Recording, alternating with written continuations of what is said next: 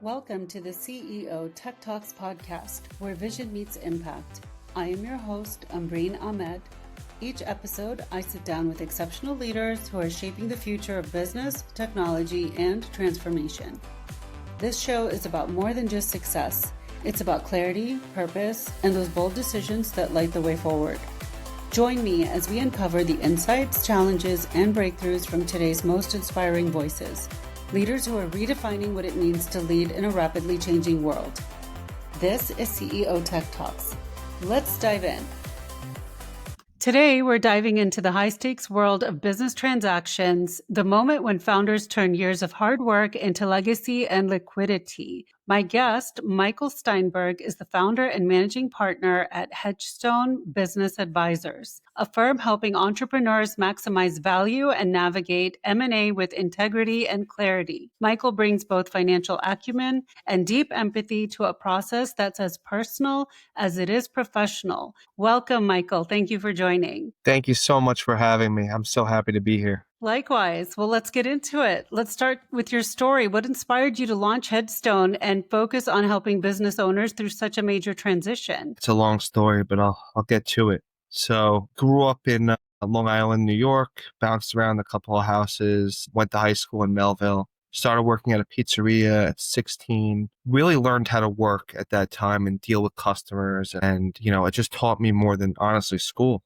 Just working. Went to high school, graduated high school, came back to the pizzeria, and during a delivery, I met a business broker. So I was a 21-year-old kid at the time, delivering pizza. I met a business broker. I didn't know what a business broker was. I thought it was a real estate broker, but it's different. And he told me, which intrigued me, he told me you could sell pizzerias. And I didn't know what he meant. I'm like, what do you mean? He's like, you could sell the business, a pizzeria business. I'm like, really? I'm like, can you teach me? So then I started delivering more to his office. He took a liking to me. While I was delivering pizza, I sold my first pizzeria. And that's when I told my job, I'm like, Joe, I love you. I got to bounce. Joe's the best. He respected it. Great guy. Still good friends to this day.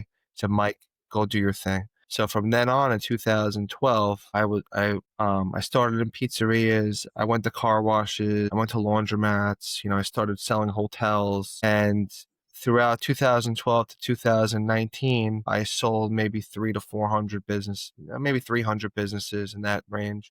And I got a lot of experience under my belt dealing with so many different types of people. Gyms, healthcare deals, trucking companies, pizzerias, restaurants, supermarkets, laundromats, car washes. I learned about all different industries, industry agnostic. And then when 2020 happened and COVID happened, I pivoted. I'm like, everyone shut down. What do I do? So then I created Hedgestone. And I built an online education platform to teach people how to buy and sell businesses. Now, today, Hedgestone is the number one business brokerage, non-franchise in the country. If you go on Biz Buy Sell, we're 5 times the size of any other non-franchise company. And we have about 1,000 businesses for sale. 1,000 businesses for sale. Wow. Yeah. I did see you on Biz Buy Sell. Well, congratulations. That's quite an opportunity and quite an achievement. And this all started during COVID. Yeah. It really started in 2020, end of 2022 is when I launched Hedgestone. Early 23, Jan 23 was the launch. Took me 2 years to build it. So what does a typical day look like for you? Now it's different. I'm not really on the sales side. Now it's basically I'm running all different verticals. So I started a new venture that complements Hedgestone called Billionaire Buyers Club. And it's a group of high net worth individuals that get together and buy businesses together. So our first event is December 10th. Mr. Wonderful's coming, Kevin O'Leary. Okay. And he's going to be there at the first event speaking. And we have meetings every month and we're closing businesses together with the club. So that's what I'm focusing on my day-to-day now, as well as helping manage the team leads in Hedgestone, doing a ton of social media. My social media really blew up. I have over 800,000 followers on Instagram now. And that's my main job at this point. And that's my day-to-day, just having fun. Okay. It sounds like a lot of fun and a high stress environment. You have 300 advisors that are asking questions. I mean, I have systems and processes set up for the company, but I really take time and dedicate and sacrifice to my people. I mean, every Wednesday we have a mentorship meeting in person, about 70 people there, and I train all day. I'm there for all my people. So, there's deals that are falling apart, sellers trying to go behind our back. They come to me to help. Okay. So now getting more on the deal side, what does a typical advisory engagement look like from the first conversation to closing? Great questions. First, someone reaches out to me about selling their business. Like someone today, he owns a gyro place. He reached out to me. He says, "Can you please give me an evaluation?" Now, this is more of a small business, so I can do it right on the phone. And, it took me 15 minutes to get him signed up. So I asked him, how much do you do a week? It's a small business, so I know different questions than if I'm selling a big roofing company. How much do you do a week? What's your rent? What's your cost of goods? How many, what do those invoices look like? What's your payroll? How many people do you have working? Confirm the payroll. What's your electric? What's your gas? Get all the expenses, insurance, get all the expenses. I come up with a net income, and then I figure out what it would be worth for an owner operator, try to get him top dollar. And I give him about 1.5 times net cash flow plus what he makes as a salary. Okay. So we're looking at about $200,000 on this business. I have him sign an agreement, 10% commission minimum. We also have a minimum fee of $20,000. Signed it exclusively. I only take exclusive agreements. I will not take anything other than exclusive. If he wants to try to sell it to his brother, we still have to get paid because we're going to put our time into it, at least 6 months. So he signed the agreement. Now I'm going to launch it and get it ready for marketing. We're going to get it up in the system, onto our websites, onto my social media. Buyers are going to pour in. I'm going to have one of my advisors handle the deal. They're going to get the calls. We're going to send buyers NDAs. We're going to vet buyers, make sure they're the right fit, bring the buyer in. Once the buyer goes there, they like it. They set up a meeting with the seller. Then we will prepare to get an LOI or an offer. Once there's an offer, we submit it to the owner. We negotiate. We sign the LOI, and then we go into a contract. And then from there, we get a lease assignment. We make sure there's no liens on anything. We do the due diligence, and then we're off to closing. And that's a typical transaction from A to Z. Okay. Well, and what's the buying cycle look like? It was the time frame. Time frame for something like this will be 30 to 60 days. Oh. A bigger company, like the company I'm selling right now, I have a roofing company, 2.7 million EBITDA, over a $10 million deal. That's going to take 6 to 7 months, 6 to 8 months. So what gap did you see in the M&A advisory world that led to the founding of Hedgestone? The small business market, that's a great question. No, this is a very untapped market. There are 32 million businesses in the United States, and 99% are small businesses. 100% of the M&A space is not, the M&A advisors don't work in the small business market. So there's only 15 to 20,000 business brokers in the country. That's it. There are 2.5 million real estate agents in the country. Think about that difference. Only 15 to 20,000 business advisors. So with that being said, I wanted to really pivot into this market and really work on these 30 million businesses. And we only have 1,000 deals. So we're still in infancy stage, and we're the number one company by a mile. So how does your firm approach deals differently from larger investment banks or brokers? So we're industry agnostic. Okay. We handle all different types of businesses. We focus on the small market. Even though we did dabble into the mid-sized market, we focus on the $1 to $20 million deals. These M&A investment firms, they don't touch anything under 50 million.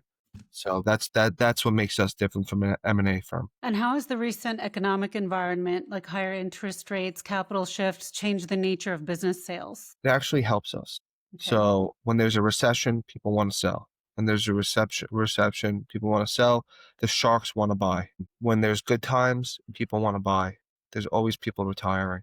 Interest rates don't affect us. 90% of our deals are seller financing deals. So there's no bank involved. So during the good times and the bad times, business brokerage is completely just full of opportunity. Okay. What are you seeing right now in terms of buyer behavior and valuation trends? So there's a lot of real buyers out there, and there's a lot of fake buyers out there. A good broker will be able to weed out who's full of it and who's not. So there's too much business to do, and You just have to be good at your craft and just work with people that are not going to waste your time. There are a lot of good buyers out there. What industry shifts are you seeing right now? Industry shifts. I see healthcare becoming more difficult because of all the new changes and laws. It's very difficult to get healthcare deals done. Anything that would go through an SBA loan is tough because the government's shut down right now and everything's backed up. Even though we don't do a lot of SBAs, all of our SBA deals are just waiting to be closed. What other shifts am I seeing? SBA did change the laws as interest rates come down a little bit. The car wash market is going to explode. I'm big in the car wash market, so that's why we're doubling down on that market. Restaurant market is very tough right now. It was a very slow season in the summer for every restaurant, and a lot of restaurants are for sale again. That's basically it. So you mentioned earlier that you're industry agnostic. And so you're seeing all these shifts, with whether it's government shutdown, SBA loans, healthcare, from what you just mentioned. How is this impacting your business? It doesn't have an impact on our business. Okay. There's just too much business for us. That is a great place to be. It doesn't impact it at all. What advice do you give to owners who are unsure if it's the right time to sell? Give owners the advice where you should always just speak to a professional, even if you're not ready to sell. Get an exit plan going. Understand what your current business is worth now, whether it's the time to sell now or in 6 months or in a year. Start speaking to us. Give Hedgestone a call, and we will help you exit prep. Okay. So selling a business can be deeply emotional. How do you guide founders through that side of the process? We understand it's very emotional. It's the owners and the founders' baby. That's what it is. You started the business. It's your baby. You don't want to let it go, but it's only worth what someone will pay for it. I know it's tough just to say it like that, but that's the reality. And there's always another opportunity out there for you after. And that's what we do. We help people exit, and then we help people entrance into other opportunities. We help people save money. Okay.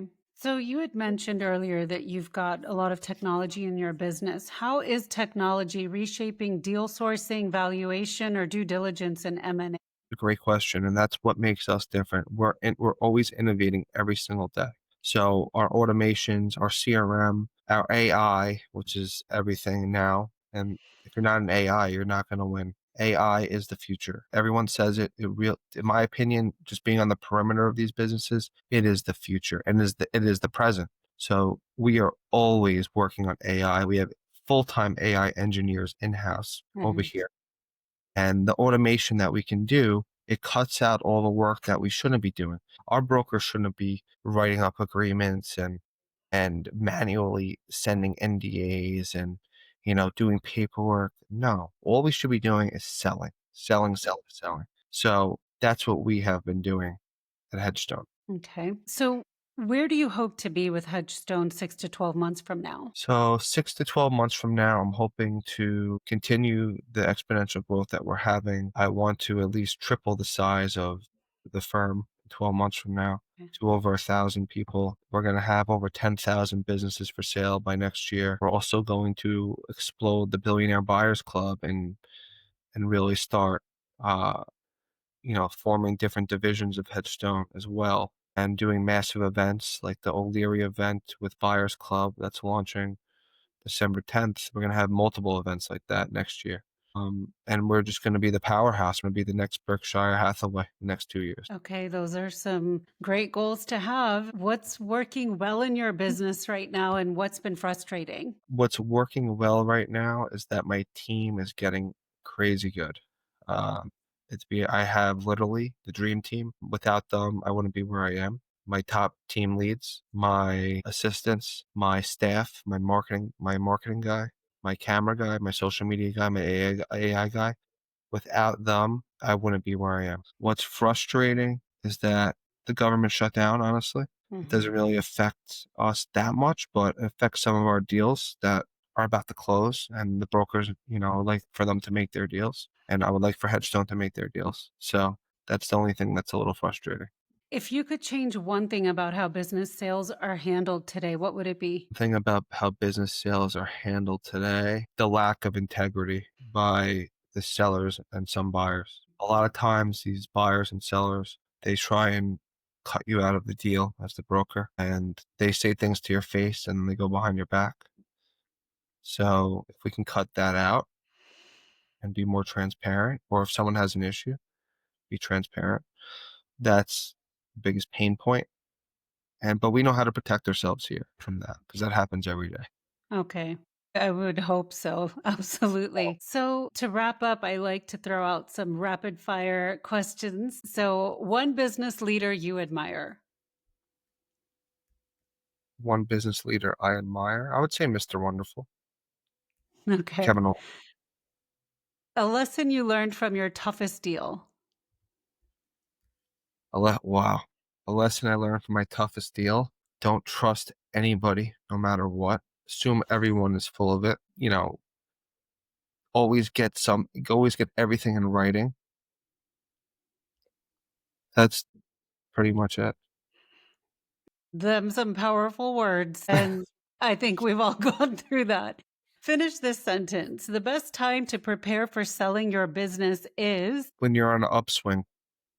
Okay. Michael, thank you for sharing your insights on what it really takes to sell or scale a business the right way. Your perspective reminds us that behind every deal is a human story of risk, resilience, and reinvention. Thank you. Of course. It was a pleasure being here. For our listeners, visit hedgestone.com to learn more about preparing your business for growth, transition, or sale. Thank you for joining CEO Tech Talks. I hope today's conversation sparked new insights and inspiration for your own leadership journey. Until next time, stay inspired, stay visionary, and keep leading with light. Brought to you by Neura AI Consulting.